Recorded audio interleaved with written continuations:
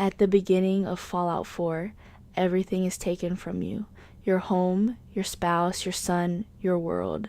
In a matter of minutes, control disappears, and the rest of the game is spent trying to get it back. You search for Sean, you chase leads, you follow factions, you try to make sense of a broken world. But underneath the story, there's a quieter theme running through everything. Control. Who has it? Who deserves it? And what happens when we try to take too much of it? The Commonwealth is chaos. Raiders rule by fear. Super mutants dominate by strength. The Brotherhood imposes order through power. And then there's the Institute. They don't want chaos. They want precision, design, perfection. They create synthetic humans. Replace people without anyone knowing. Manipulate events from beneath the surface, not for fun, for stability, for progress, for what they believe is the greater good. The Institute isn't just rebuilding the world, they're redesigning it. They're deciding who is real, who is expendable, who gets to exist. They are playing God. And the unsettling part is, they don't think they're evil. They think they're necessary. That's what makes this theme so powerful.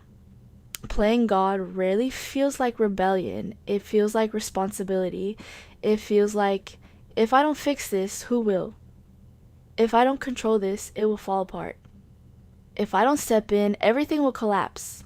But every faction in Fallout 4 that tries to control everything ends up creating new forms of brokenness. The Brotherhood brings order, but at the cost of mercy. The Institute brings innovation, but at the cost of humanity.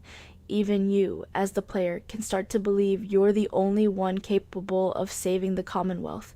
Settlement by settlement, decision by decision, you become the architect of everyone's future. And slowly, without meaning to, you start replacing trust with control.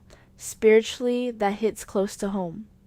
Because we do the same thing. We try to control outcomes, control people, control timing, control perception. We call it wisdom, planning, preparation. But sometimes it's fear. Fear that if we let go, everything will unravel. The Bible says it is better to take refuge in the Lord than to trust in princes. In other words, human control has limits. And when we try to step into a role that was never ours, it always cracks under the weight.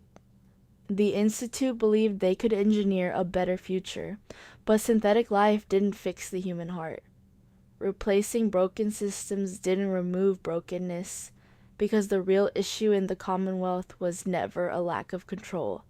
It was a lack of restoration, and restoration is different.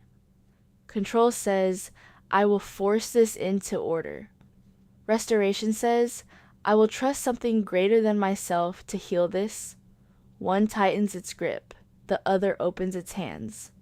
Fallout 4 quietly asks a question through all its factions. What happens when humans try to sit on a throne that was never built for them? History answers that question over and over again. It collapses, not always immediately, but eventually. Because we were never designed to carry that kind of authority. Trying to control everything will always turn into playing God, even if we don't mean to, even if our intentions are good. And the harder we grip, the more fragile everything becomes. Maybe the real lesson of Fallout 4 isn't about rebuilding the world. Maybe it's about recognizing that we can't save it by ourselves. You can manage settlements, you can pick a faction, you can shape outcomes, but you can't manufacture redemption. At some point, you have to let go, not into chaos, but into trust, because control feels powerful in the moment, but surrender is what actually frees you. And in a world obsessed with power, letting go might be the most radical act of faith there is.